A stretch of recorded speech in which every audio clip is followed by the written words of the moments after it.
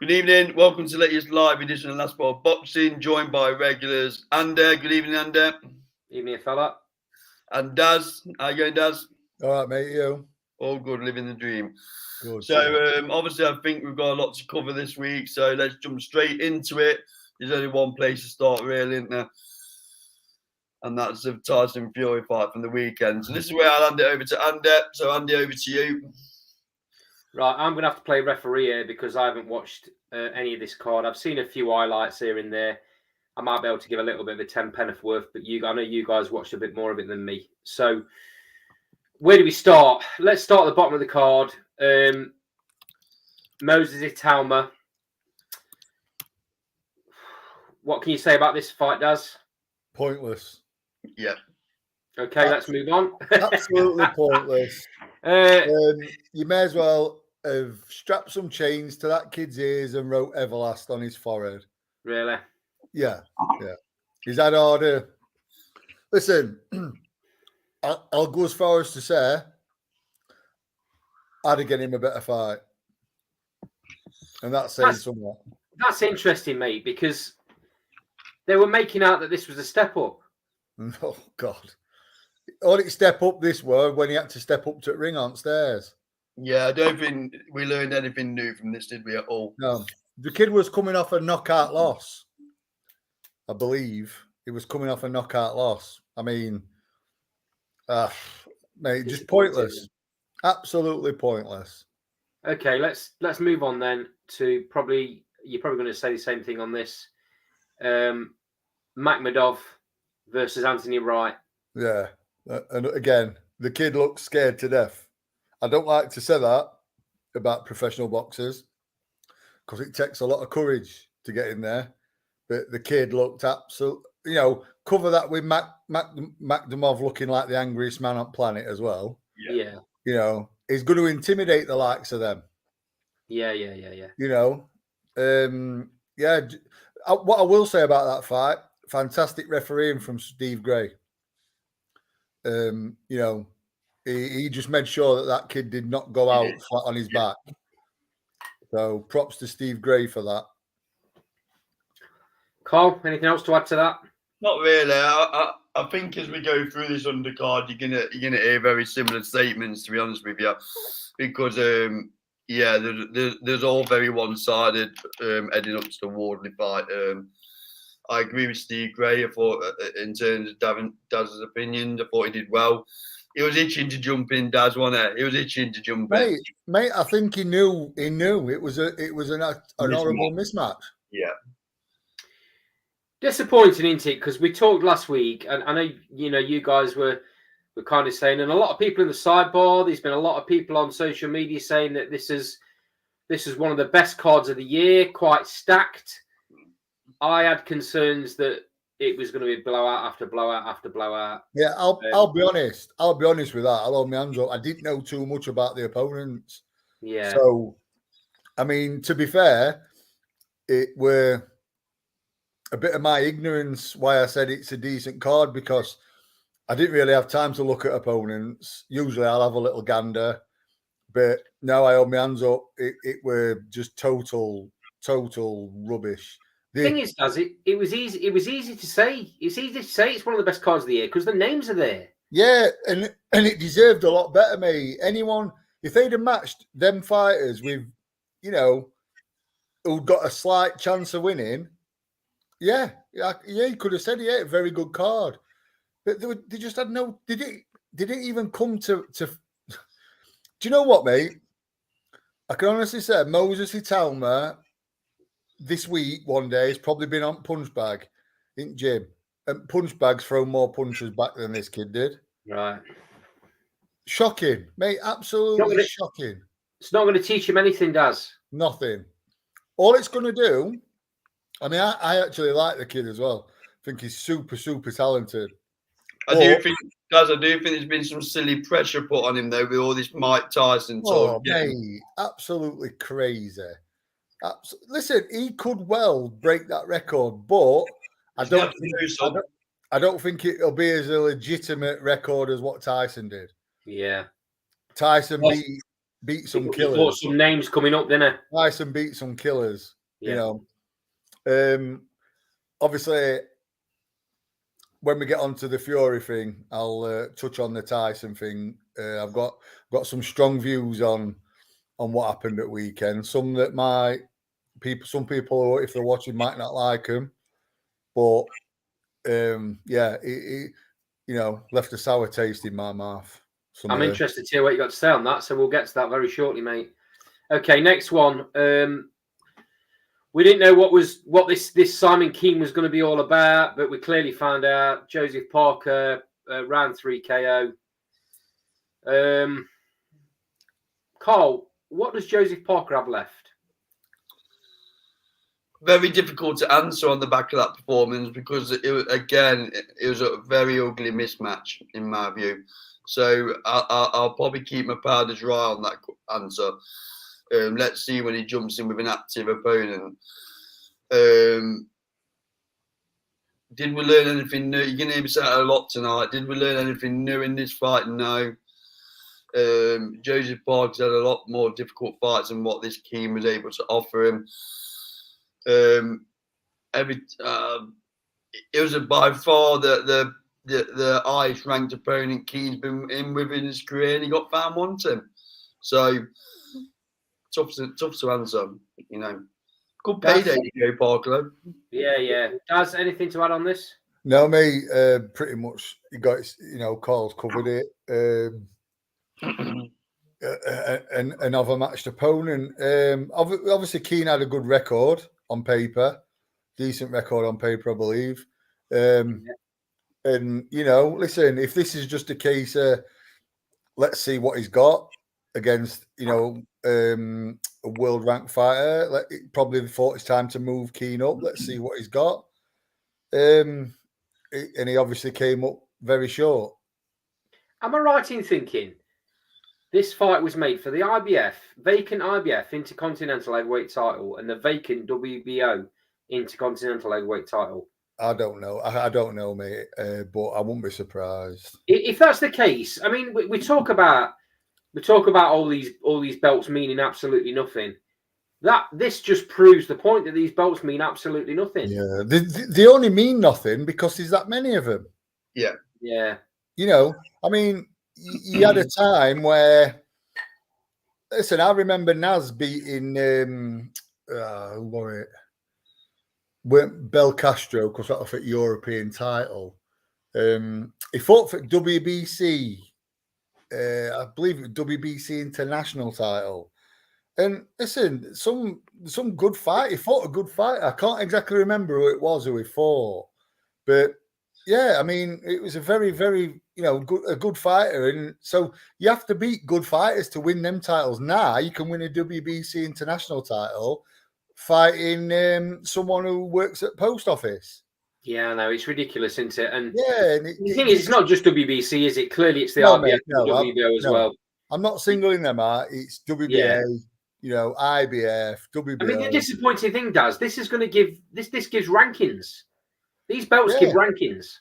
Yeah, and to people who deserve it, fair enough. Yeah. But clearly, they need matching properly. Yeah, it's also giving rankings to people who are dangerously out the depth. I mean, is it a case of as long as we give the governing bodies enough money, they'll put these belts up for anybody? I think it is, mate. Yeah. Oh dear. Okay. Moving on then to the one that I was quite vocal about on the show last week. I was talking about Carlos Takam being a very old man and the fight wasn't going to be anything. This actually lasted longer than all the others apart from Wardley. Martin Bakole v Carlos Takam. Break down this one, Daz. I think it pretty much when IU said we are, just a couple of rounds longer. Yeah. I'd like to see, if I'm honest, I'd like to see Parker and Bakole next. Yeah, that makes sense. So why didn't you make that fight for this? Yeah, exactly. But I'd like to see that next, Parker and Bakole.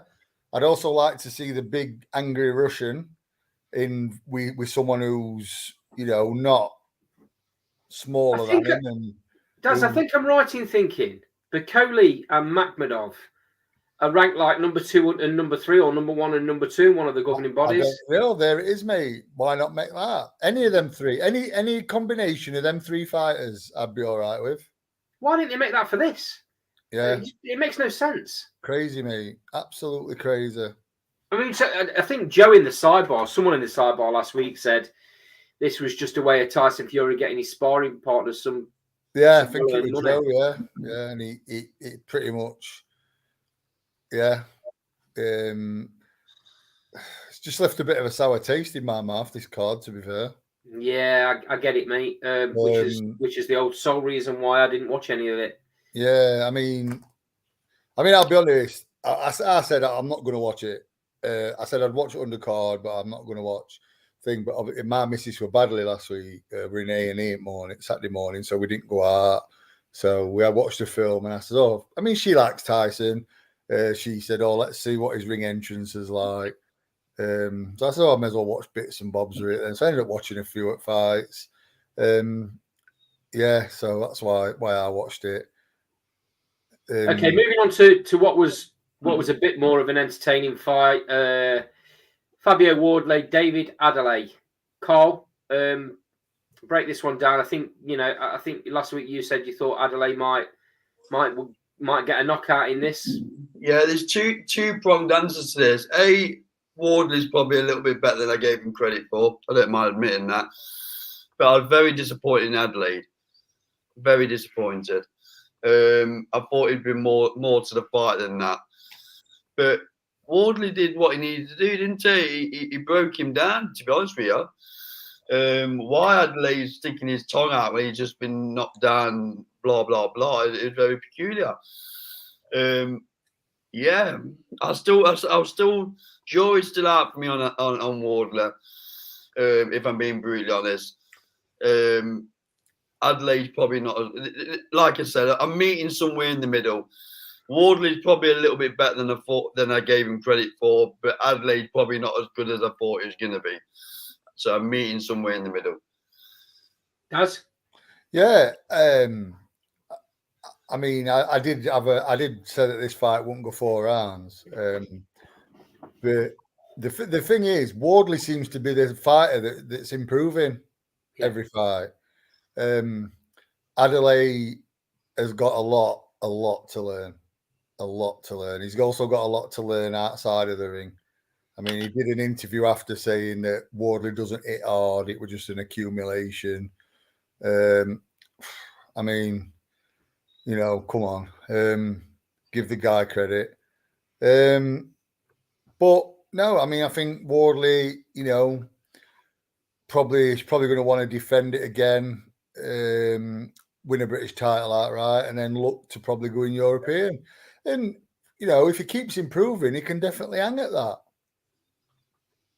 Yeah, this is the one fight I've watched highlights, like extended highlights of. So I don't mind giving my opinion on this one. It kind of went the way I expected it to go. Maybe took a bit longer. David Adelaide didn't seem to want to engage. But when he did, he landed. And that's the one worry for me on Fabio Wardley is he gets it a bit too much and too easily. He needs to work on his defence.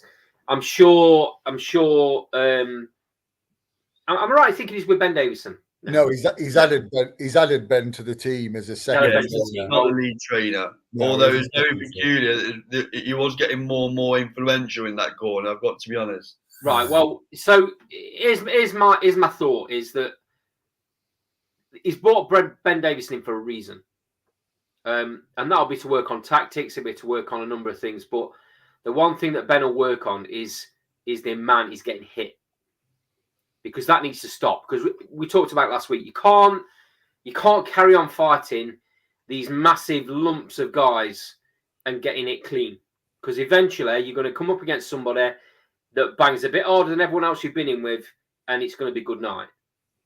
You just can't carry on doing that. So that's the one thing for me he needs to work on. I'm with you though, Daz. I think he's improved immensely. Yeah, he seems to be getting better. All the, it's not drastically massive improvements, but you can see the improvements little Yeah. by little. It was a bit awkward with the Fraser Clark standing on the ring apron, though, wasn't it?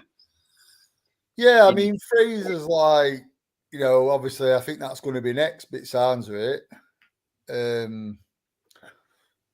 Listen, I favour Wardley in that. It's going to be next if Boxer don't lose the nuts again, mate, like they did last time. Yeah, well, I mean, listen, all that talk. I mean, Fraser's being a bit vocal, so it look bad if they do. Yeah, we said it at the time. We said it at the time, didn't we? Yeah. I don't think Fraser Clark didn't want the fight. I think he wanted the fight, and I think it was Boxer that just didn't make the deal for whatever reason. Probably because they thought it wasn't going to end up on their platform, and they wanted him on their platform. Probably. I don't know. But if they want the British champion in their ranks, they're going to have to let him go over to Matchroom. Yeah. If they believe in Fraser, like they say they do, let him go and fight Wardley on someone else's turf. Yeah. Wardley's proved it. Wardley's proved it. He's gone and fight on Queensberry. Do it. Just do what needs to be done. I'm leaning towards Fabio Wardley as well. I've got to be honest. Yeah, I think Wardley beats Clark. I don't rate Clark at all, to be honest. He's better than David Adelaide, though, so it's a much better fight, in my opinion. A much better fight. And I think he's more durable. But everyone says Wardley bangs, so until you get hit by him, you just never know what's going to happen, do you? So, interesting. I hope that fight happens, and I hope Fabio Wardley moves on then. I'd like to see him tackling European level and see what happens. I think he can win a European title. Yeah, there's no reason why not, mate. He needs, like I say, he needs to work on his defence. So that's the one thing for me. Yeah. Okay, moving on to the stellar headlining fight. I mean, obviously I've seen the result. I've seen a couple of highlights. I've seen the knockdown. But that's all I've seen, lads. So I'm going to leave it to you guys to talk about this. I'll come to you first, Cole. Firstly, before we talk about the fight, talk about the gap between the co-main and when the main event came out. Yeah, well, they called it an opening ceremony, didn't they? So you had a series of pop artists, and it was nearing on, from my calculation, about an hour and a half between the last fight ending and Tyson actually getting into the ring. And then you had the national anthems. So it was probably near on 2 hours, if I'm honest. So I understand it's the start of the season, but it far too lengthy. And you'd never get away with it in an American or a European boxing session, audience, whatever you want to call it. But yeah, it's very. I don't know what Darren thought, but I thought it was very prolonged and drawn out, to be honest, and very. Same, mate. I just thought it's pointless. Is it that they just don't get what a boxing show should be? Well, I mean, what's all that about building two arenas? I think they built one arena just for the main event. I personally think, and I'll come to this in my point in a bit with my feelings on things. I personally think they've got that much money, they can do what they want. Yeah. Sad, isn't it? And if you look at who's in the audience, who's who are boxing, who's who is football, who's who are actors. Yeah. And I'll come to my points, obviously in a bit, but no, far too lengthy for me. Bearing in mind it was getting on for 12 o'clock over here, and they're 2 hours in front of it, 2 a.m. I mean, it doesn't help the boxing world and feelings about fights going over there and the disappointment that fighters are waiting for the big money, so fights aren't getting made until their season's around. The divisions are getting held up, especially the heavyweight division, and then you look in the crowd and you see Eminem, and you see Cristiano Ronaldo, and I could go on and on and on and on. when you start seeing things like that, the general public are getting fooled into believing this is something massive. Anyway, Carl, let's have your opinions. Firstly, on how Francis Ngannou did in his first pro fight, remember? And then tell me what you think of Tyson Fury's performance. So I thought Francis Ngannou did really well, if I'm honest with you. He closed the gap well. I know he had a very, very limited boxing amateur career, but you can't take it away from him, can you? He obviously has power. Because I've never seen Tyson Fury act like that. Ngannou was working well on the inside. And I just thought at stages during that fight, he was actually bullying Tyson Fury. So that's my view on Ngannou. Coming on to Tyson, clearly not prepared for that fight. I don't care what anyone says. He had not prepared, took it very lightly.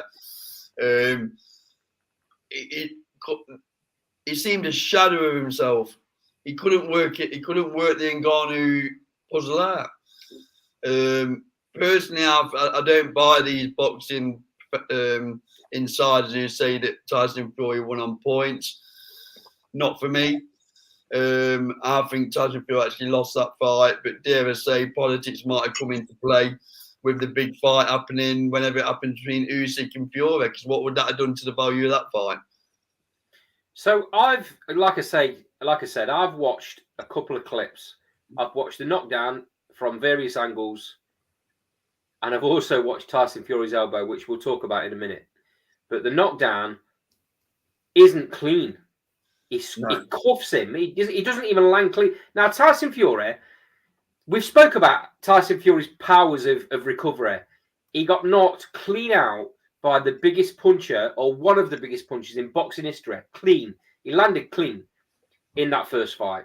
In the third fight, Deontay Wilder landed clean on a number of occasions, and Fury got up, no problem, dealt with it, no problem. And the face don't lie, right? The morning after when he did all his interviews, the face don't lie.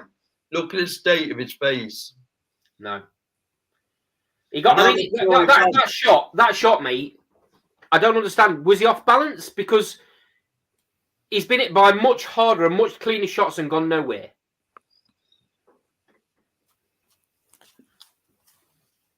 I don't understand. Daz, let's come to you, get your opinions, and then we'll talk about the elbow, because to me, that's one of the most disgusting things I've seen in boxing. But let's get your opinions on the two fighters first, please, Daz. Ngannou did better than I thought he would. Better than he looked on pads anyway. But my opinion, he still didn't pull up any trees. He didn't do anything fantastic that Tyson's not seen before. But, you know, it is what it is. But Tyson, I'd be surprised if Tyson trained at all for that, boxing-wise. I think he probably did a few runs, and that's it. Couple of comments in the sidebar. We've got a Leeds fan, Phil Wester. Phil, welcome to the show. He's put 22 quid for a pantomime. It's killing boxing. Fury didn't want to engage because he didn't want any injuries to potentially impact on the Usyk fight. It was a joke, money-making project, end of. Give me a free your call fight any day. I'm with you there, mate. Absolutely. Welcome to Last Bell. Thanks for joining us, mate. If you fancy jumping on screen, you're more than welcome. If you want to come and join us, Carl will drop the link in the sidebar, and you can come and join us, mate. Back to the Fury fight. I need to talk about this elbow because no one in social media has spoken about it. No one's mentioned it. It's the most disgusting thing I've seen in boxing for years, and it was absolutely clear. It wasn't a mistake. It wasn't he was going for a hook and he missed. It was a purposely made elbow. Cole, give me your thoughts on it. Well, there's no place for it in boxing, is there? That's the only thing to say. You know, and to be fair, Ngannou didn't make a big thing of it either. Ngannou didn't flinch. to be honest. That's what I mean. He's used to taking him in there. Yeah. Of course. But all I can say is there's no place for it in boxing. No. I'm surprised that no one picked up on it. You know, these judges that are around the ring or the referee, because the referee is nearby. But all I can say is you know, that's a lineal world champion of our sport that we love, throwing an elbow against a novice. What's all that about?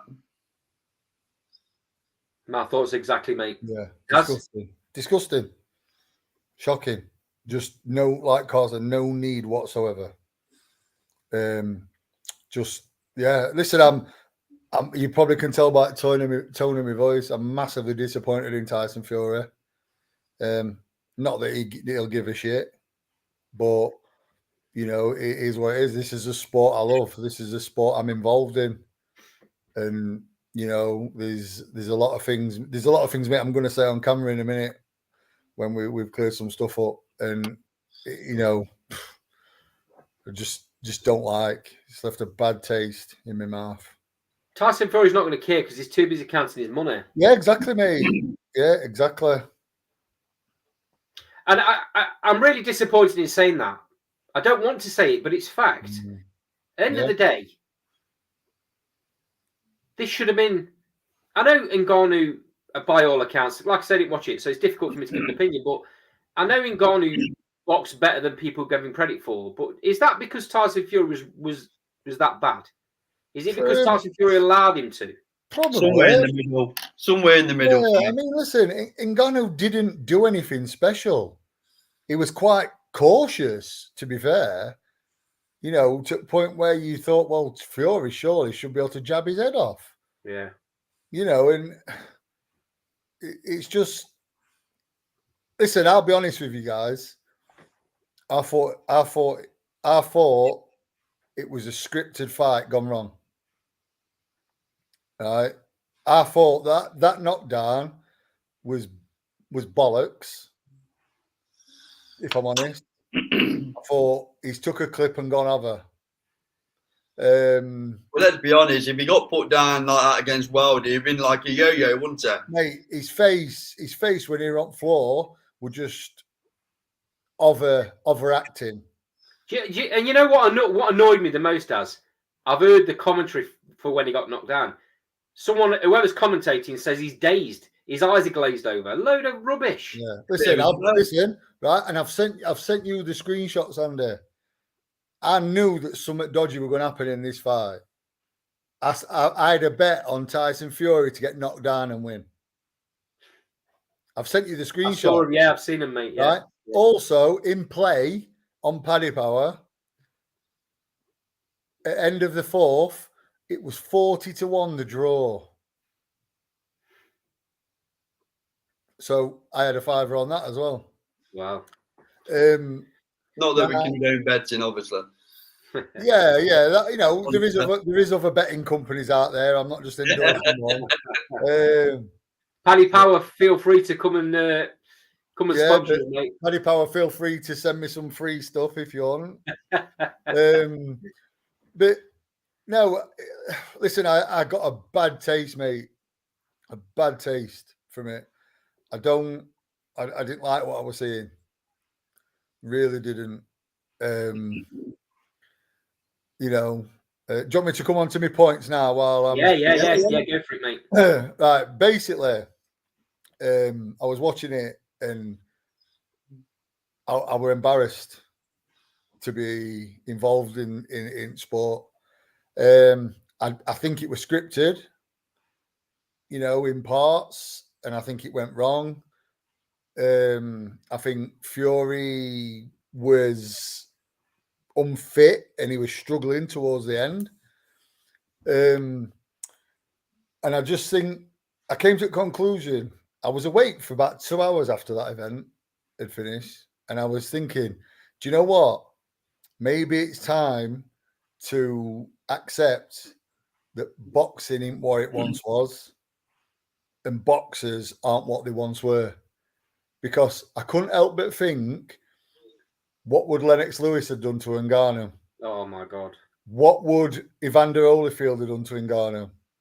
And then it got to a point where I thought, hang on, not just them. What would Riddick Bowe have done to him? Yeah. What? And then it got even deeper. It were, hang on, what would Ray Mercer have done to him? You know, what would I mean, listen, Tommy Morrison would have wiped him out. You know, and it started on that, and then it got to a point where I got that pissed off with it. I was like, I've gone back in time and thought, well, let's go even further back. What would Larry Holmes have done to him? Yeah. What would Razor Ruddock have done to him? What would Burbick have done to him? And I found myself going all the way back and thinking, and then I went on a tangent from, it got me that mad, mate. I went on a tangent to Mayweather McGregor because I thought, hang on, McGregor's gone 10 rounds with Mayweather. What would, was it at like welterweight, like middleweight? Something like that. Yeah. And I'm thinking, what would Sugar Ray Leonard have done to McGregor? Oh my God. What would Duran have done to him? What would Hearns done to him? What would Agler have done to him? And then, you go on a bit more of a tangent and think, well, what would Julian Jackson have done to him? What would Joe McClellan have done to him? And that fight, the McGregor Mayweather fight was so obviously scripted. Yeah, it was ridiculous. Yeah, but I think to myself, mate, that I think got to accept that boxing and boxers aren't what it was. And they're a different caliber of people and fighters. I think... you know what I mean? Well, the thing is, mate, here's the thing for me. You're in the gym day in, day out. You see proper fighters.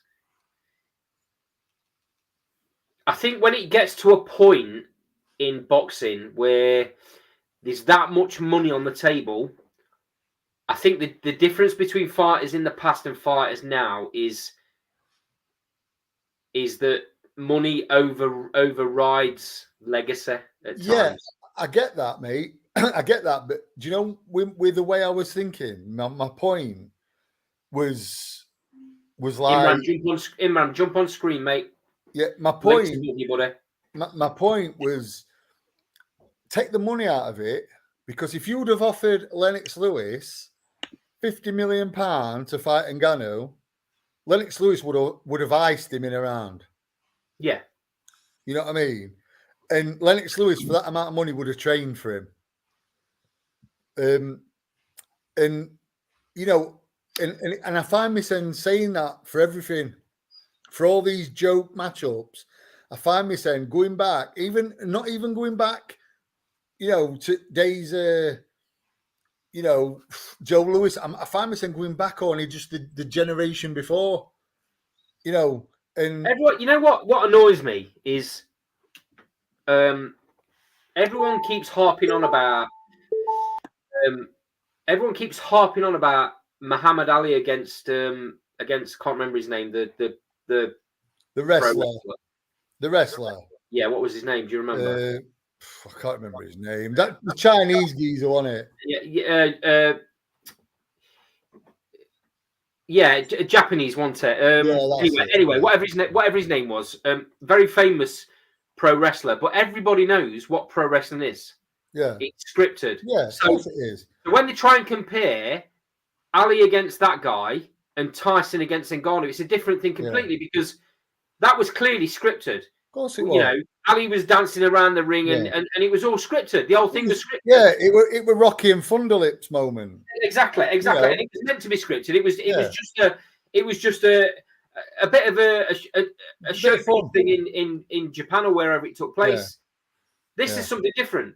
Ngannou's a proper fighter. Yeah, he comes from a mixed martial arts background. Yeah, the other thing, mate. This shouldn't have been what you're suggesting. If that is what happened.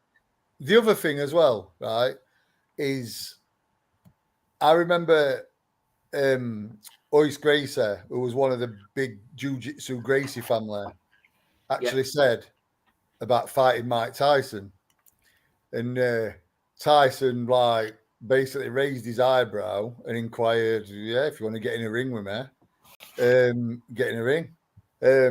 Royce Gracie says, well, I'm not getting in a ring with you, you can get in cage. And Tyson's like the fighter that he is. Even why would I get in cage? I'm a boxer. Yeah. I'm not a jiu-jitsu man. I'm a boxer. Do you know what I mean? And that's the level that's a level of respect for each other's sport. It should stay for me. But you know, like I said, I found me saying going back to saying Lewis, what would Lewis have done to him? You know, and even your fringe contenders, mate, from 90s and you know your early. I mean, your Klitschko's would have mangled him and even Bruno. Yeah, Bruno. Listen, mate, Bruno would have seriously bashed him up, and then obviously I went on to the McGregor tangent, thinking what would Ray Leonard have done and all that. But like I said, I've come to the conclusion that maybe we need to accept that boxing and boxers aren't the same as what they were. Also, my point, and I found it quite disturbing. As you know, I do a lot of reading on boxing from old days. I'm big into your old time fighters and all that. And I got the same feeling, mate, with the Saudis. We're just going back to when Mafia controlled boxing. I just got that similar feeling. Right. You know, from everything I've read, the influence that money can buy, you know, and you've got people who aren't boxing people who are in it for whatever reason they want to be in it, other than not just a sport, you know. And it's, listen, I got a bad vibe, mate. It were like, you know, the days of the Mafia controlling boxing, controlling who got title shots, when they got title shots. And you've got that much money, mate, you can pretty much do what you want. You know, and do you know what I didn't like as well? When they were talking about Fury and Usyk being on 23rd, and that guy who was the main guy, the Sheik, I can't remember his name, mate, he wasn't even smiling. We just stood there like as if to say, yeah, well, whatever I say is going to go anyway. So Yeah. No, he didn't have a clue. He probably didn't have a clue about boxing. Yeah. You know what I mean? It's worrying. It's worrying me. It's been worrying for a while, and I mean, you might end up with a situation where, God forbid, but you might end up with a situation where somebody from the Middle East buys out the WBC, mate, the IBF, honestly, the WBA, listen, and it all gets amalgamated into one belt under rule of whoever from the Middle East. Listen, the New York Mafia, mate, was like obviously instrumental in Jake LaMotta not getting a shot, and then he got a shot when they decided. Yeah. And do you know what, mate? I think too much power and money brings that is a bad thing. And I get the vibe, mate, that and listen, this is not a slight on the Saudis, Saudi Arabian. This is just a feeling, because I remember there being instances with what was his name? I think it's Sergei Kobazev or something. It was a cruiserweight. He was apparently controlled by the Russian mafia. Right. You know, told when he could and couldn't do whatever and stuff. But I just think, mate, that this Saudi influence, because they've got an absolute ton of money, it's just starting to look like the mafia control it when the mafia control boxing. Let me bring the two guys in. So, Imran, welcome to the show. How's it going, guys? You all right? Welcome to the show, mate. Imran, I'll come to you. You've been waiting a while now. I'll come to you, mate. Firstly, you're looking very, very dark tonight. What's going on with your background, buddy? Yeah, I've got I don't know. I've got a screen in the background. Anyway, break down. You've heard what Daz has just said. Yeah. You know, that's a very strong opinion, and obviously Daz is welcome to it. That's what this show's all about. Yeah. Firstly, break down the fight. Tell me what you thought of Tyson Fury, what you thought of Ngannou, and then give me your reaction to Daz's opinions. Yeah. So basically, firstly, I didn't watch the fight. I've obviously watched it now, but I didn't when it was happening live. I thought I told you, before the fight that I'm probably not going to watch it because I'm gone off of this sort of boxing. So what happened is my brother went to Birmingham to actually watch the fight, in a bar or whatever, wherever he was watching it, in a lounge and whatever, shisha lounge or whatever. And then he texted me, he WhatsApped me that Fury's down. And like, I was like, shut up. Like, you're talking nonsense. Like, so, and then I actually, she sent me a picture of Fury actually on the canvas. So then I got it up. I go out on my laptop, got it up, and I actually watched it, and I couldn't believe what I was watching. Like, I just couldn't believe. Like, for me, like, being a boxing fan and watching boxing now for like 10, 12 years, like, I can't believe, and I can't even believe the fact that people aren't talking about it, in the sense that we just saw a guy, a novice, who was in his first pro fight, knock down the heavyweight champion of the world, who's meant to be the best heavyweight of his generation, a guy who's never boxed before in his life. He never boxed at any kind of level, and he's just gone and dropped the heavyweight champion of the world, give him a life and death fight. Many feel that he even beat Fury, right? That to me is laughable. Imagine a tennis table champion coming in and playing a tennis player, Roger Federer, and pushing him close in a tennis court. That's effectively what's happened here. And Fury at the end of the fight was embarrassed. He was, you'd obviously be embarrassed because you've just gone and potentially been in a tough fight. The fact that the fight was even close, I don't care if Fury won the fact that it was remotely even close is just embarrassing. It's embarrassing. Carl Froch said that Fury's legacy is in tatters. I 100% agree with him. I 100,000,000%.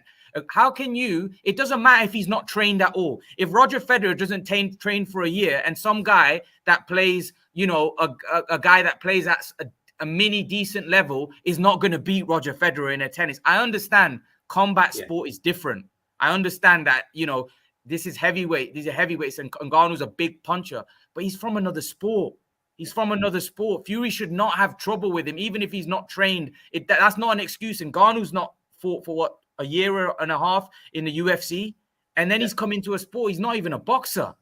He's not even a boxer, really. I know he looked all right. He looked okay. But the fact that Fury went life and death with somebody that's in his first pro fight, I'm sorry. I think it's embarrassing. I think it's laughable. And the fact that we put this guy on such a big pedestal and say he's this, that, and the other, and say that he would beat Usyk easily, I'm sorry. I don't buy it. I think that was embarrassing. For me, that for me was embarrassing. And in terms of what Daz said about Saudi, I think possibly. I think they are going to have more control of what's going on in boxing because they've got a lot of money. I think all the fighters want to fight there because they're going to make more money.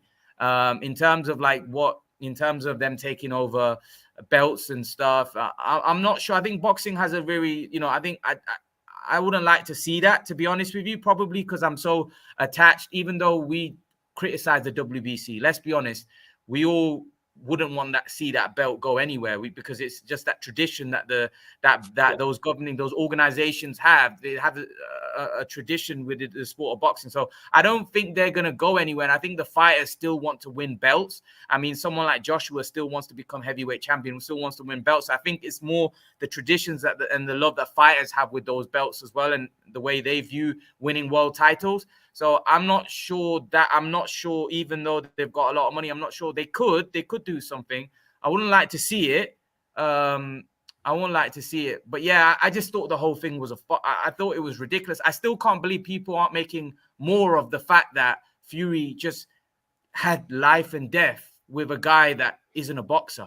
I'm still shocked as a boxing fan, as a guy that watches the sport. I'm shocked how Fury had life and death with him. And the thing is, Andy, if a lot of people said that this is fixed, Fury intentionally did that. If that's the case, then the guy should never enter a boxing ring again, because effectively that comes under match fixing and all of that. I mean, that comes under corruption, So either way, the way you look at it from Fury's standpoint, it doesn't look good.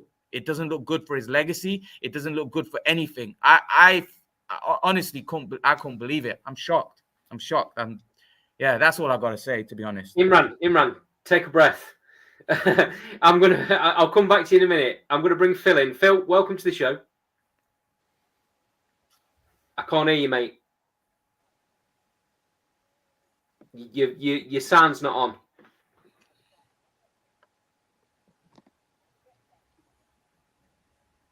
Imran, while Phil's sorting that out, talk to me about Tyson Fury's elbow. Elbow. Did you not see that? Have you not seen that? Well, the elbow that he hit Ngannou with. Yeah. Yeah, I thought he became a UFC. I thought he became a UFC fighter, and Ngannou became I mean, he literally. And you know what the worst? You know the crazy thing was the fact that Ngannou just shook it off like it was nothing. Like it was. He did like he he just took took it like it was like. I mean, that was unbelievable. Like that again. This is what I mean. Everything about it was just crazy. I don't know what Darren said because I came on a bit late. I don't know what you guys said about it, but I just couldn't believe what I was watching. I couldn't believe that we saw Fury struggle like that against Ngannou. I mean, I can't believe it. I'm shocked. I'm still in shock. And I know you guys were going to do a show on Sunday. I was going to come on and speak to you guys because I was like, am I the only one in shock to what's actually happened here?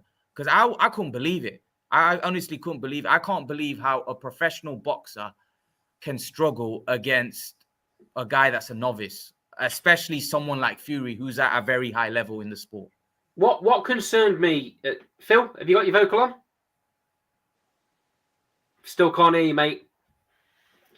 I tell you what, Phil, jump off, come off the screen, and then rejoin us and see if that does anything. What concerned me, Imran, was I didn't see the full fight, and I've still not seen the full fight. But now you guys have talked about it the way you have. This concerns me even more.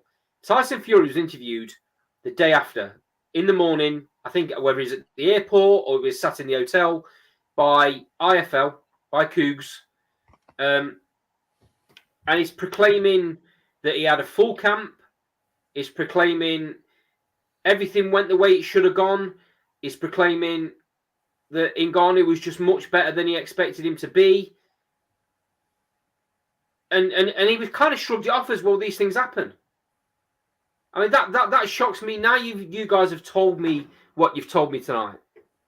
That shocks me even more that he's kind of come out and said that. You know, I mean, why is he not? I mean, if he hasn't a proper camp, if he has had a proper camp, if he's trained properly for this fight, are we seeing the deterioration of Tyson Fury? I don't know. Even if he's deteriorated, even if he's past his best, I mean, we saw. I mean, I know it's different because Ngannou's a big guy, but we saw Floyd way past his best. Batter McGregor. I know it's heavyweights, and Ngannou's bigger guy. He's obviously a big puncher, but it's not even the fact that he dropped him. Fair enough if he even dropped him in the third round, that can happen. I mean, like that can happen, but the fact that there was times in the fight where I felt like he was getting bullied at times, like literally. I mean, it just looks a bit bizarre. It just seemed a little bit bizarre. Fury just looked terrible, and I can't believe what I saw. I honestly thought we were saying that Fury will knock him out when he wants to knock him out. It just looked terrible. I don't understand. Whatever way you look at it, it just looks horrible for Fury. You know, it just doesn't look good. And I think from a legacy point of view, like a lot of people remember that. If he doesn't go on and beat Usyk and doesn't go, people will say this is like people already saying on social media that he was never that great. I mean, because that's what it does. People that don't understand boxing like that, they look at that and think, especially because it's some big event. It's a big event. When you have big events like this, right? People remember those big events, right? Yeah. People remember those big events. And Fury, for me, I mean, he embarrassed himself. I'm sorry. He embarrassed himself. It takes your whole life to create a legacy, to create a reputation for yourself. It takes, in boxing's case, 30 minutes to ruin it. And for me, that he had nothing to lose. He had nothing to gain in that fight. He only had a lot to lose. And I think he lost a lot. Right. Well, time's going to tell. I mean, I'd personally, I don't see December the 23rd happening, no matter what Usyk says, and they've got a signed contract, blah, blah, blah. This won't happen until the new year. I mean, Tyson Fury saying he's not cut. I heard he got cut in the fight, but apparently not. He's just bruised up. So, I mean, that could still happen on the 23rd. I personally don't think Tyson Fury wants it on the 23rd. I think he wants it in the new year. So that's my prediction. It don't happen on the 23rd of December. It happens in the new year. Let me bring Phil back in. And how's that with your vocal now, Phil?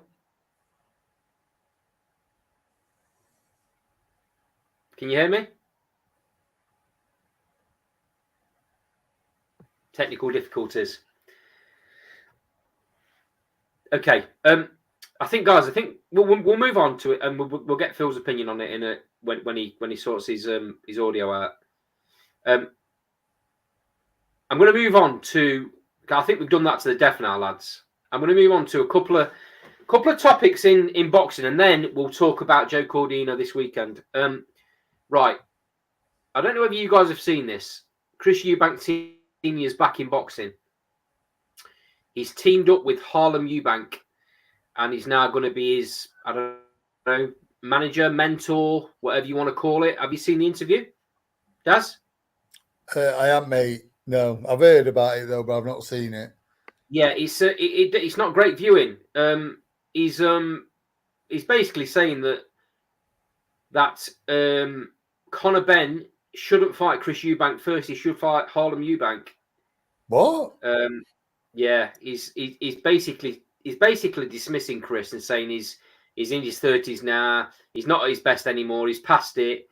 He didn't want me part of his team anymore, so I've moved on. I might be his dad, but he made it very clear he didn't want me as part of his team. My focus is now on the real Eubank, he said. Oh God! I know. It wasn't great viewing. I've got to say, it wasn't great viewing. Okay, I know you've not seen it, Daz, but give me your reaction to what I've just told you.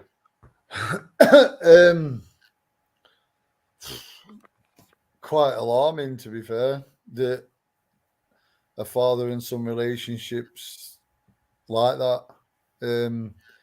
I mean, is not Harlem Eubank a lightweight? Pretty sure he's a lightweight. Yeah, I think he is. Sure he's a lightweight.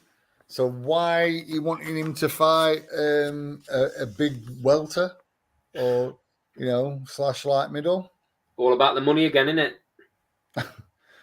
I mean, yeah. I mean, listen. Let's be right. If he's prepared to put his nephew in a fight with someone 2 to 3 weight divisions above, it's not exactly having best interests at heart, is it?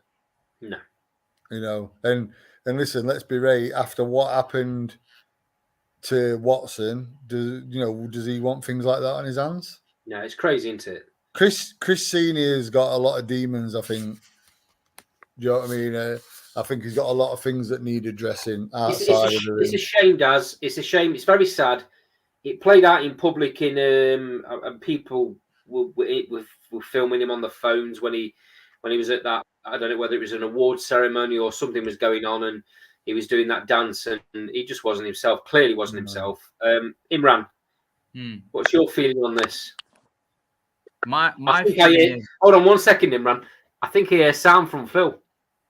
Can you hear me now, lads? Here we go. Hey, sorry about that, guys. I don't know what's happening with my iPad, but I'm now on my phone. So there you go. Welcome to the show, mate.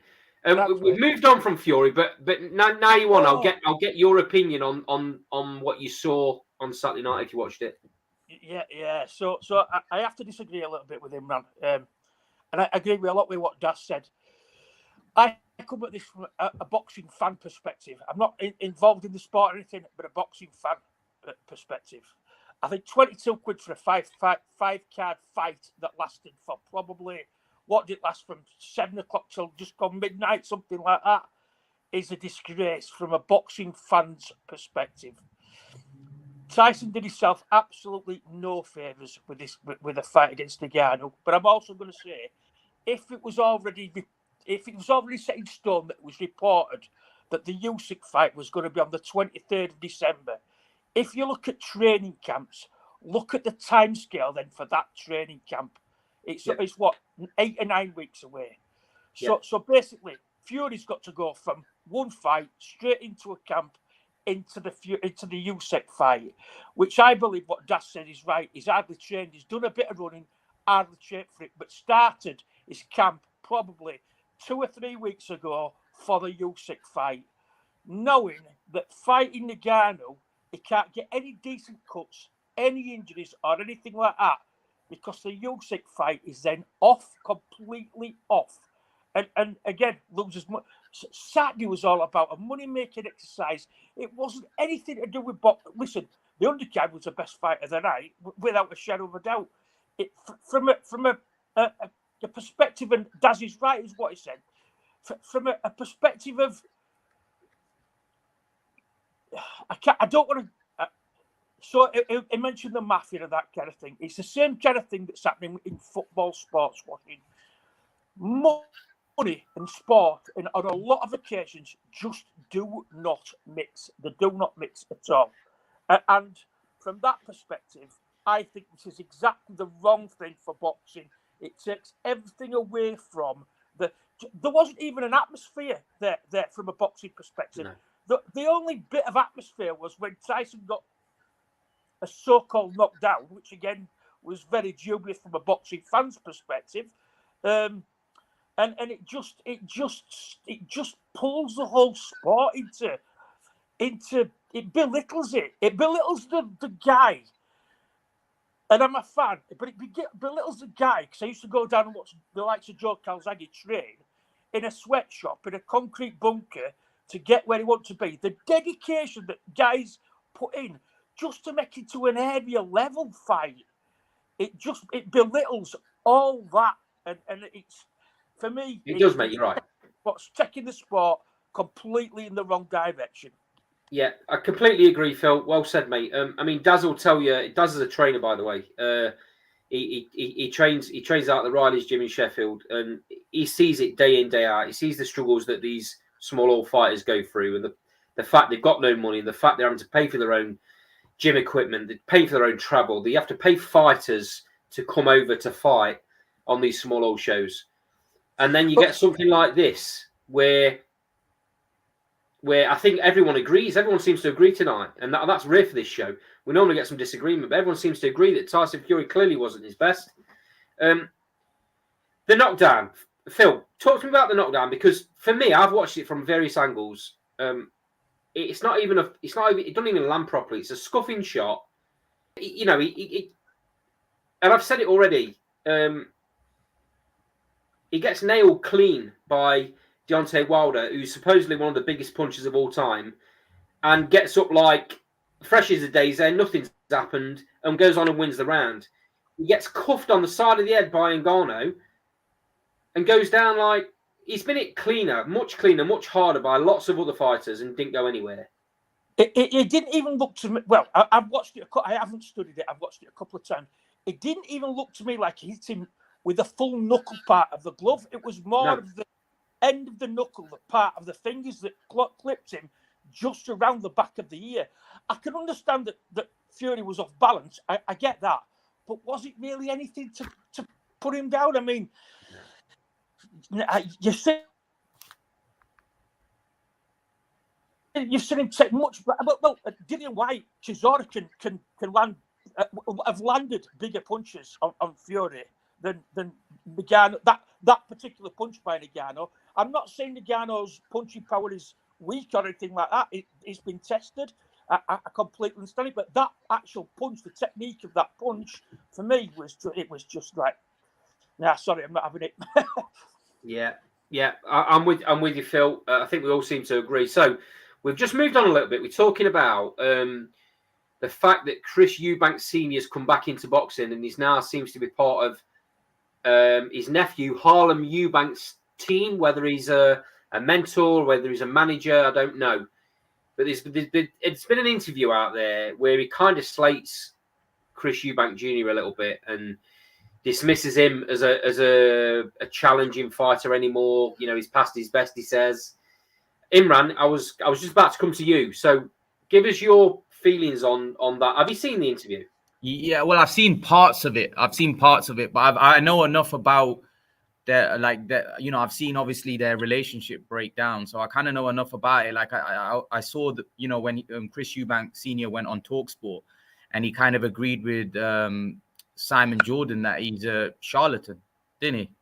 Yeah, he kind of did. He said, yeah, I can't. To be honest, if someone's saying the truth, I can't disagree. So he didn't even say anything back to Simon Jordan. Simon Jordan said he was shocked because he expected Chris to come back and have a go at him for obviously saying that about his son. But I think his dad had very high hopes for his son. I think he was a little bit delusional. And sometimes every parent thinks that their son is the greatest thing since sliced bread. And I think he kind of said, he said that he's going to be better than Mayweather. And he said things like this. I remember when before the Billy Joe fight that this Chris Eubank's going to be better than Mayweather. And I think he had really high hopes for his son. And I don't really think he feels that his son really hit the heights that he should have. And he thinks that if his son had listened to him, he would have got to the top. And now I hope he doesn't do the same thing with Harlem and turn him into another Chris Jr. Because at the end of the day, like, I think a lot of people think that Chris Senior is the problem. I mean, rather than let them do their own thing. I mean, I don't know why he wants to be so involved. He keeps saying that all these guys, these PE teachers out there. I mean, I don't know what he means, because he's a fighter. He feels that he's better equipped than people that haven't. Like, he basically said to Dave Caldwell, didn't he, that you're a PE teacher because you've not really boxed at any kind of level, even though Dave Caldwell's probably. Yeah. Sorry, Imran. Thing is, though, Dave Caldwell was Central Area champion. Yeah, exactly. This is what I mean. No, but this is what I mean, that Dave Caldwell fought at a decent level compared to most people. So, like, most people, there's many coaches and boxing trainers that probably haven't fought at any kind of level. Me.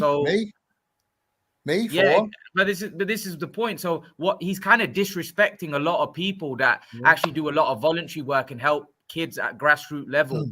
It's very, I don't know, like, it comes across very disrespectful. No one really calls him out for it, really. Do you know what you've got to do, though? To me, it's like this thing where people say, well, if you never boxed as a pro, you not make a good trainer, sort of thing. I mean, I never boxed. Listen, I'm not blowing my own trumpet, but I never boxed as a pro.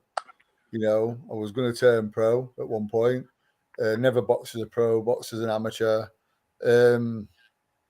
But I'm prepared. I've been around it all my life, and I listen. You know, take things in. Learn. Never think that you know it all.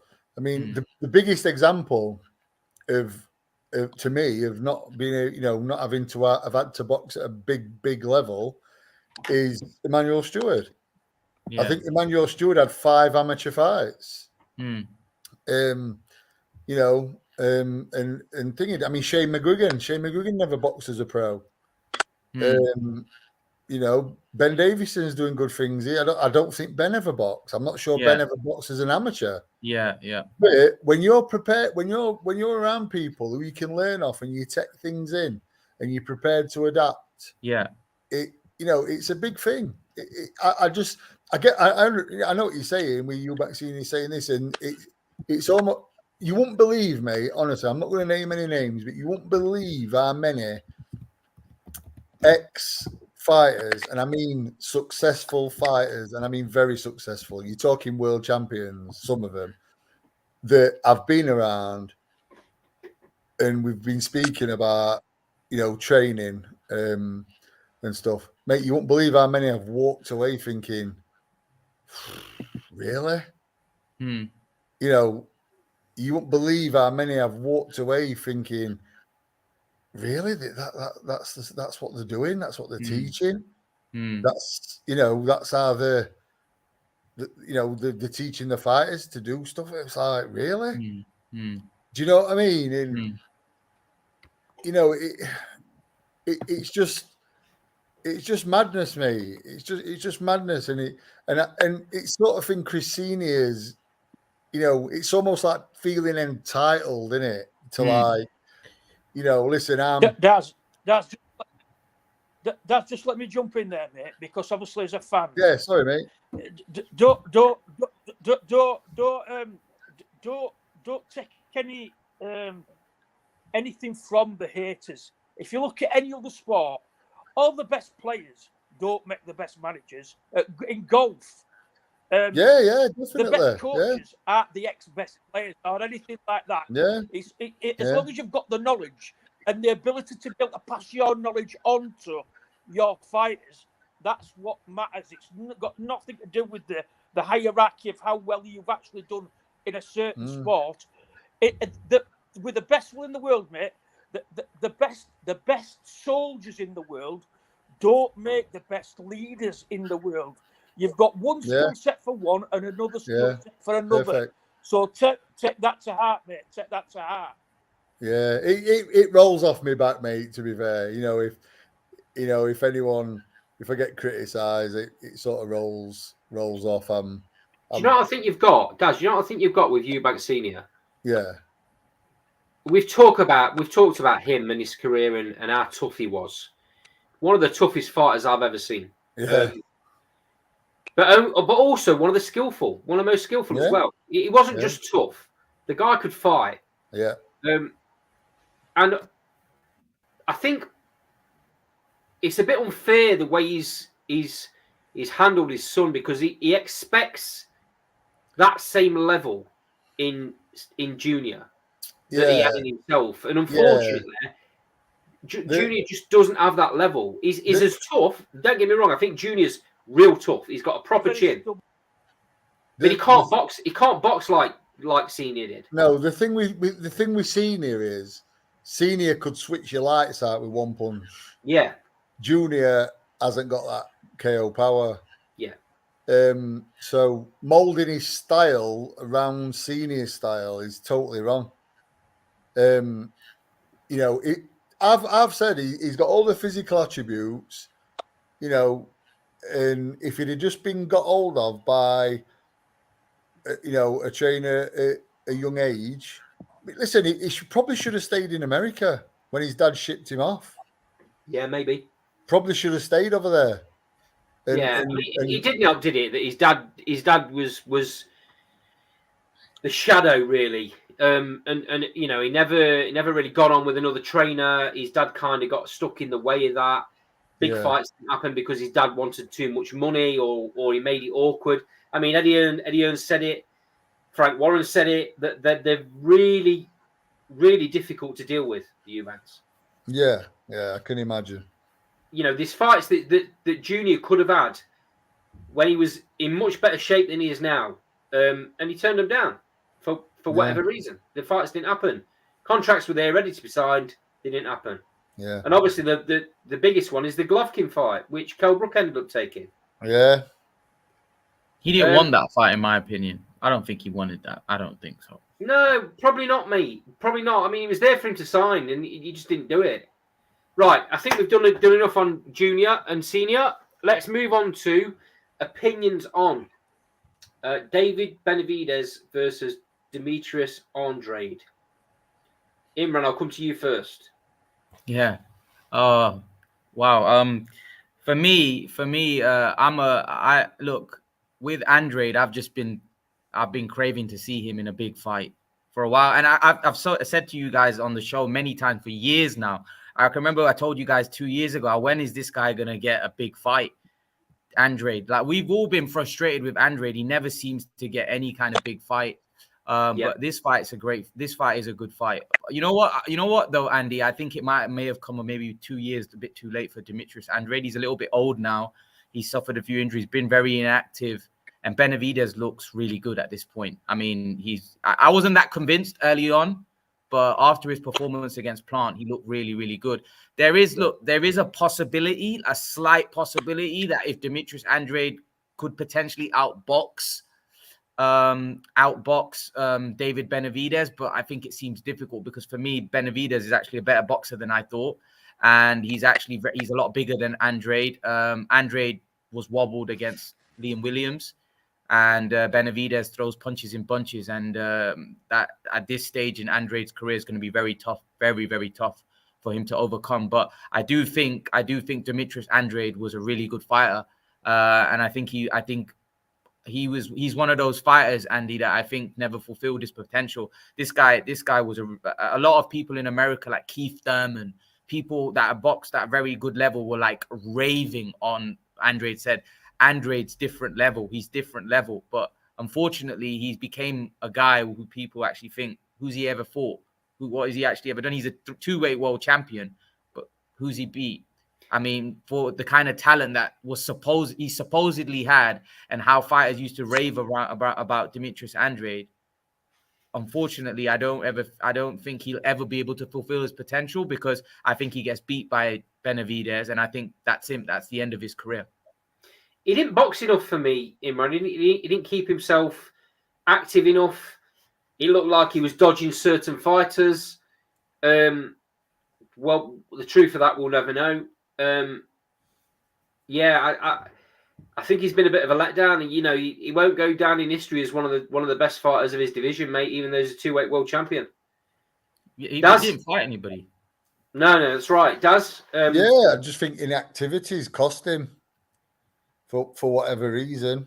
Like I say, I like Andrade, but I think this is coming at right time for Benavidez and wrong time for Andrade. I completely agree. It's really strange that on Andrade or Andrade, however you want to pronounce it, it's a bit strange that he's decided to take this fight now, when there's been other fights in the last number of years that he's kind of ducked that were probably more suitable to him. I mean, his style, he's got a great boxing style, but it don't age well, does it? No. No. If you watched him when he fought Liam Williams, he were fantastic for the first few rounds, and then he just seemed to, I don't know. I mean, I think lose interest, wrong sort of phrase, but just, I don't know. Just he can't keep it up, does he? Can't keep the style up. And if you end up in a position where your feet are planted and you're not moving, Benavidez is going to make you pay. Yeah, definitely.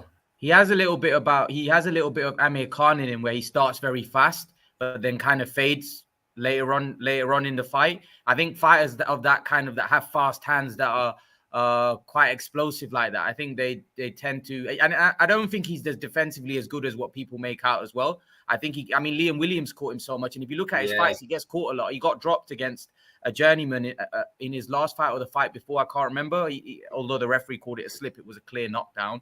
But I think he has a bit of, like I said, similarities, not totally similar to Khan, but I think he has a few similarities where he kind of starts really fast and then has a tendency to fade. And the other thing I would say is that also Amir Khan didn't age too well. I think Andrade's style is a bit similar. I don't think he's going to age very well. And he's also been very inactive. So I think I can't see him beating Benavidez personally. Yeah, the thing with Benavidez is you've got to get him to respect your power.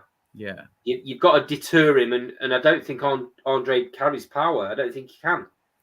I don't think he will deter him. I think Benavidez will walk through what he gives. Yeah. Phil, are you still with us? Have you just turned your camera off? I think he might have gone. I think he's in. Right, last one on what's happening in boxing, guys. Before we move on to the Cordina fight, this one I've just seen on social media. Solomon Dackers has just signed a contract with Queensberry. Thoughts on this, Daz? Obviously, Solomon's the current English heavyweight champion. Yeah, I mean, he's obviously done what he feels is best for himself. I don't know, mate. I find it a bit hard sometimes. When the people are signing, with Queensberry, it's because they just don't seem to push the fighters as much. So I don't know, mate. I don't know.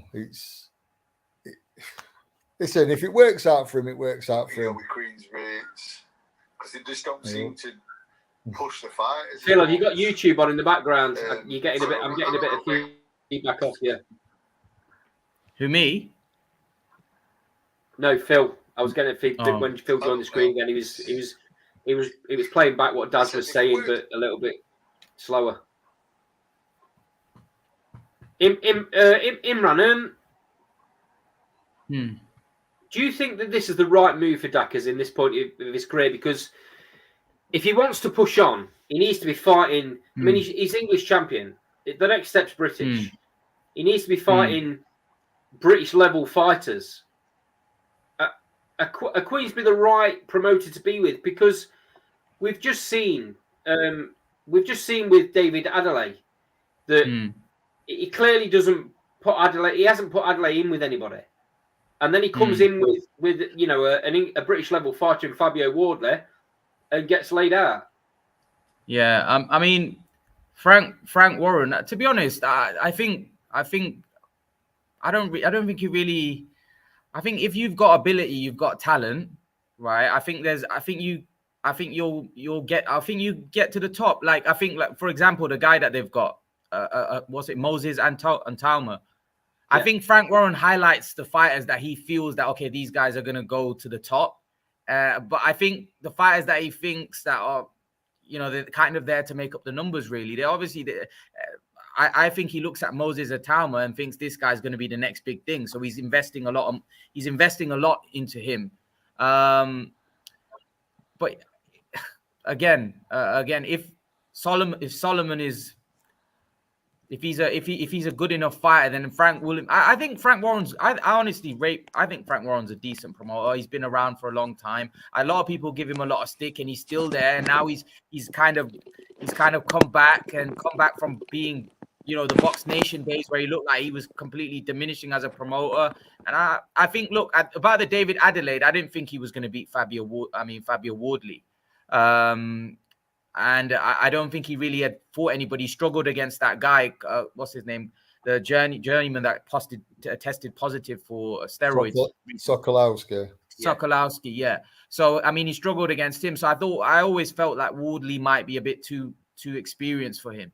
That again, I do think that I think Frank Warren and Eddie Hearn's matchmaking at times can be horrendous. I mean, Eddie Hearn's matchmaking's not any better. How many times have Eddie Hearn put in fighters?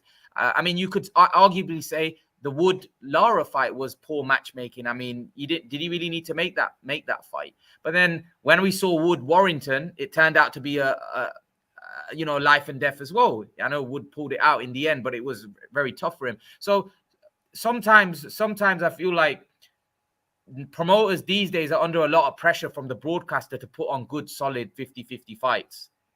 So yeah, but this is what I'm talking about. Frank Warren don't seem to do that with his talent, especially when he's first bringing them through. They could have 10, 15 fights before they're in with anybody. Yeah, I get. Yeah, I totally. And the problem with that, Imran, that's great, but then he'll throw him in for a world title. Yeah. And they're well out the depth. Yeah, no, I agree. I agree. I think Eddie Hearn's different. Eddie Hearn will test them, and they'll get beat earlier on. They might get beat by somebody that's unknown, a Mexican that we've never heard of. Yeah. But whereas Frank Warren kind of like gives them, like he did with Yard, literally 4 guys that we've never heard of, then puts him in there with Kovalev. Yeah. And then ends up getting beat. And by the way, that could have been a master move. That could have been a master move. If Yard was good enough, that really should have beaten that version of Kovalev. Kovalev was on the way out. But sometimes it can be a master move. If it had worked, we would have all called Frank Warren a genius. So, but it didn't work. So when it doesn't work, it's rolling the dice for rolling the dice sake, in my opinion. Yeah. But what do you do though? What do you do in that situation if you're someone like Yard? In my opinion, I mean, I'm no one to talk. I'm just a boxing fan. I'm not in the industry. I'm not a matchmaker. I've never been involved. I'm just giving you my kind of opinion from a boxing fan's point of view. And I've seen it so many times that I shake my head. Like I've said, you get 10 or 15 fights with the guys that he really wants to push. He'll give them loads of easy fights. And we can see the easy fights. We've just talked about a whole card of them on Fury, And then all of a sudden, because they've had 15, 20 fights, people are clambering for him to be fighting for titles. But instead of putting him in against British level and then European level, he'll throw him straight in at world level. You know, and they'll go in as they won't be mandatory because they've not even made the rankings. You know, they'll be voluntary contenders, and he'll throw them in and they'll get beat. Look at what he's done with... Depending on how much he likes that fighter, they'll get another shot. Like Yard. Yeah. But a lot of fighters, you don't see him again. You know, Andy, what about the guy? I forgot his name. You know, the guy the lanky guy that was at light middleweight, and now he went to middleweight. I forgot his name. What's his name? Escapes me. Hamza Shiraz. Hamza. That's it, Hamza. Yeah, I mean, he's given him so many chances. I feel like he's been a prospect for like 10 years. Like, honestly, he's been around for ages, and I don't really see there's like by now you would expect him to be, if he's good enough, near world level. I mean, that's a really good. It's a really good example because he nearly come unstuck against Bradley Skeet. Yeah, and now he's fighting Williams. Bradley Skeet's obviously been a really good fighter in his time. But Warren was obviously thinking, well, Bradley Skeet's past his best. This would be a good name on Hamza Shiraz's record. Yeah, and there was a lot of controversy in that fight. Yeah, it was. Yeah. Bradley Skeet, in my opinion, was doing a number on Shiraz in that fight. Yeah, he was. Shiraz has kicked on. You know, it's like all of a sudden he had that life or death fight, and it seemed to generate something in him, and he's become a better fighter because of it. Now he's fighting Liam Williams. Yeah. Again, it's going to be one of them. Williams has passed his best. We can all see that. Yeah. And it's going to be another one where it's a good name on the record. Shiraz is going to end up in a position, mate, where he's fighting somebody that's got way too much experience, and he'll get beat because of that, because he hasn't been in any real wars yet. Why didn't they make Denzel Bentley and Shiraz? Why not? Yeah, but he doesn't. Frank Warren promote Denzel Bentley? I'm sure he does. Actually. Yeah, I think he does. Yeah. That's the perfect fight then. If you think Shiraz is that good, that's the perfect fight. Bentley's world level, in my opinion. Yeah, I mean, he gave Janabek a good fight, didn't he? He did, indeed. Right. Enough on that. Let's move on to the fight for the weekend. Oh. Over in Monte Carlo. Plush this. It's going to be another one, unfortunately, where the atmosphere is probably not going to be the best. But Joe Cordina against Edward Vasquez, in my opinion, is a brilliant fight. I know, Daz, I know you rate Joe Cordina. I rate Joe Cordina. So we'll come to Imran first. Firstly, Imran, what's your opinion of Joe Cordina? Where do you think he sits in the division?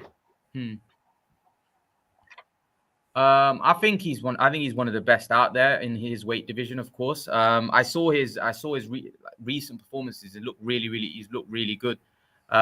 His hand speed, his boxing IQ, he looks really good. I think he'll potentially be. I don't know. Like, you can't ever say that anyone's going to be could fill the shoes of Joe Calzaghe, because I mean, I don't think anyone. I think it's going to be very tough to fill someone's shoes of, you know, Joe Calzaghe was different level, but I definitely think he looks really good, really good. And to be honest, I think he may even be the best. I think since Shakur moved up, I don't think he would have beaten Shakur if Shakur had stayed at 130. But now that Shakur's moved up, I think he might be the best guy in that division. However, I think there might be a guy from Nottingham that might be able to give him a very good fight, which I'm interested in seeing.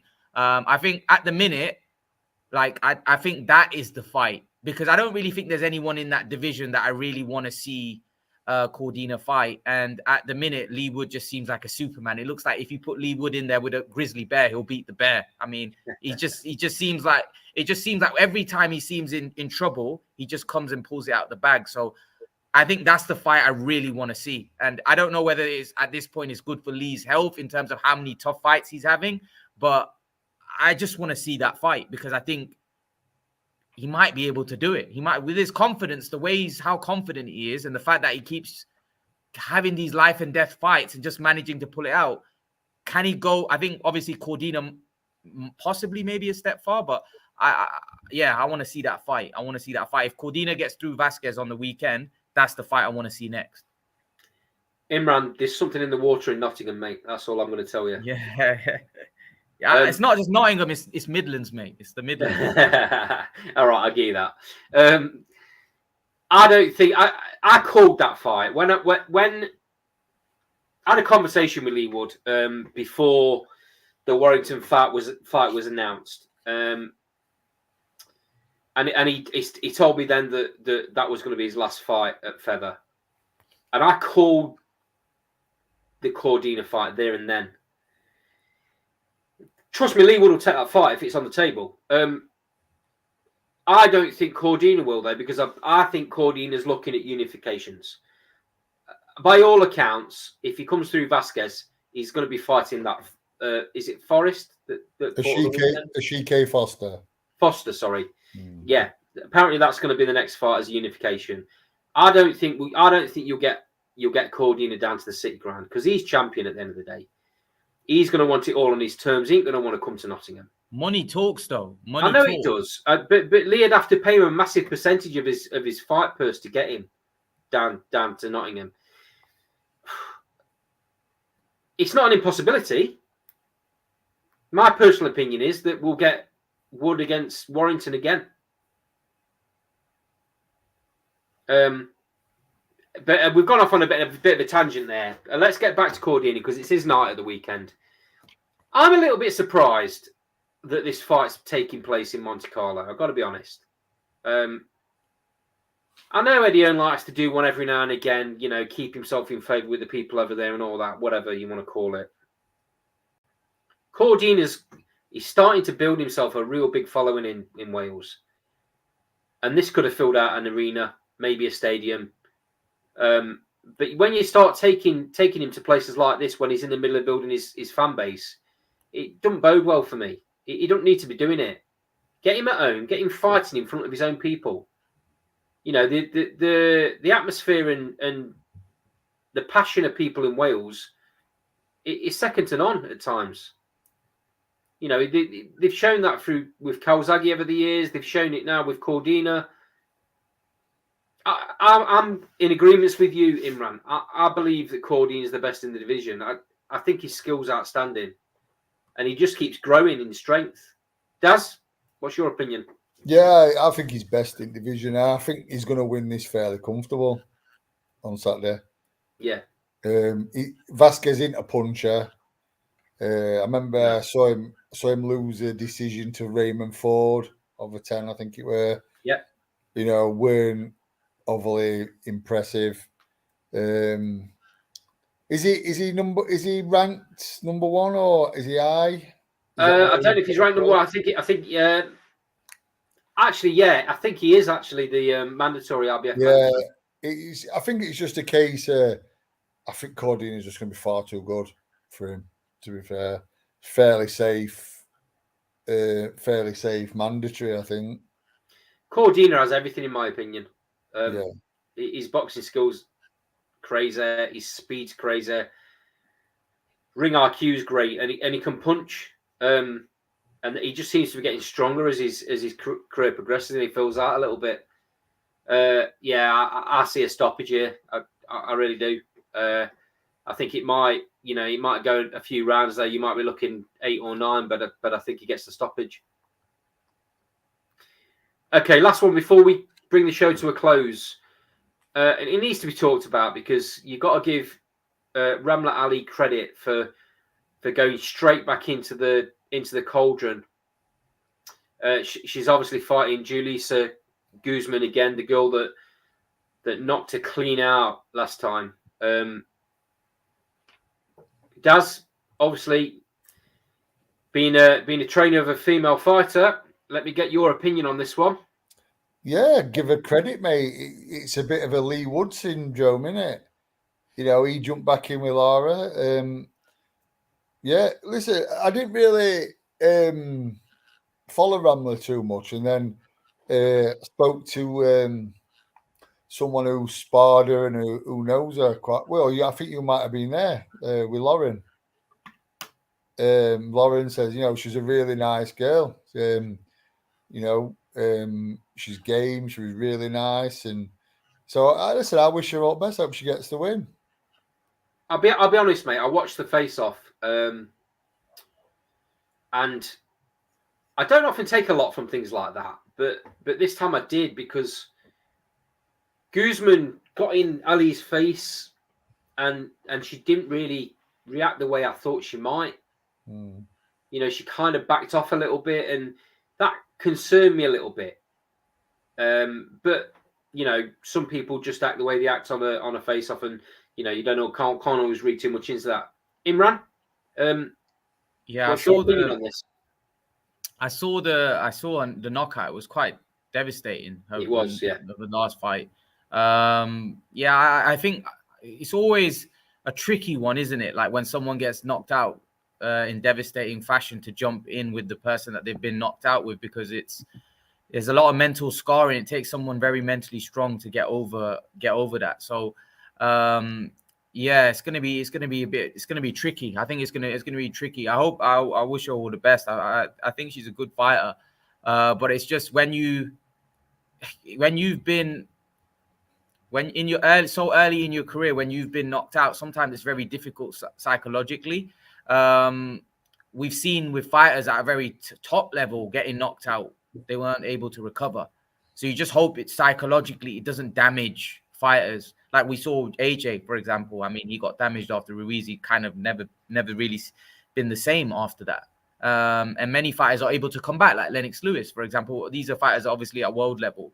But yeah, I don't know. I don't know whether she's going to have the mental toughness or the mental strength to be able to come back and carve out a successful career, or even be able to beat the girl that she beat her last time. So I'm not sure it's going to be tough. Guzman, like I say, I don't often take much from reactions in face-offs, but this time I did a little bit. I saw a bit of nervousness there, but that don't mean anything. That might be a good thing. That might mean she's on point. Be interesting to find out. A couple of comments in the sidebar before we go off here, lads. Phil, who was in the chat earlier on, he says he's sorry his internet was playing up, but cracking discussion. Mike, welcome to the show, mate. Obviously, Michael from Canada, been on the show a number of times. Mike says that Cordine has apparently said that a fight with Lee Wood next will be perfect. So, maybe. Be good for fans. Guys, can I ask you something? Yeah. You got me? Can I ask you something? Like if... Oh, me? Both of you. Oh, right, yeah. Yeah. So if that fight was to come off, who wins? Cordina. Wow. I think Andy's going to say, obviously, love Lee Wood to him, but from a boxing point of view, Cordina would have to be favourite. I've just said, answer that I believe Cordine is the best in the division. Yeah. Cordine is a big puncher for the division as well. I'm never going to back against Lee Wood. I'll be honest, because I've seen what he's done, mate. We've all seen what he's done.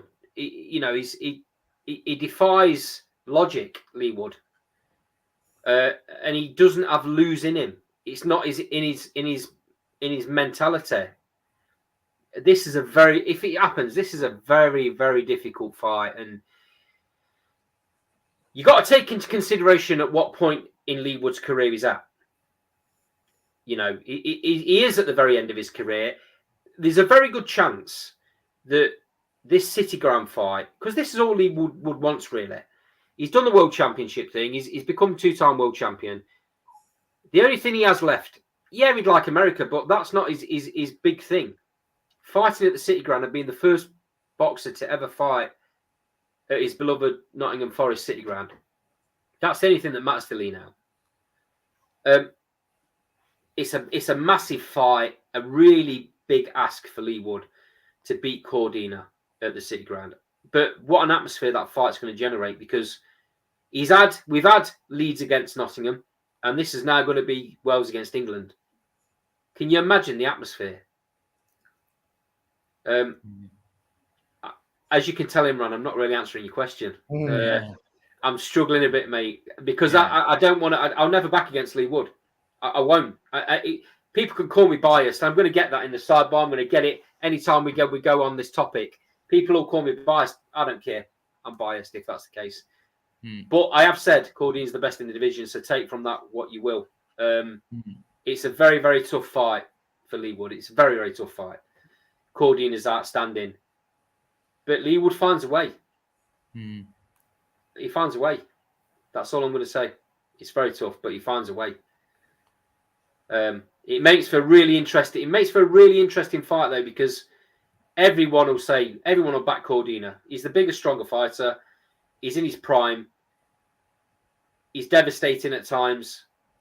The interesting thing for me is does Lee will carry that power to the next weight? Yeah, I think he will do. I think he will, because I think he's borderline that weight now. I think he comes into the ring at that weight. Yeah, I think he will carry it. But what you're going to get is you're going to get a Lee Wood that isn't weight drained. A Lee Wood that doesn't kill himself, and he is killing himself to make feather. I mean, you must have seen the last 2 or 3 fights, how he's looked on the scales. He's so weak, but then he comes through, and it makes you it's staggering, really. Harry can actually fight 24 hours later. When you see how drained he is on the scales, he fights 24 hours later, and he's massive and looks really strong. But against Warrington, I don't think he looked very strong. I think he didn't have any legs. No, it was. I think it was the last trip to the well at featherweight. That.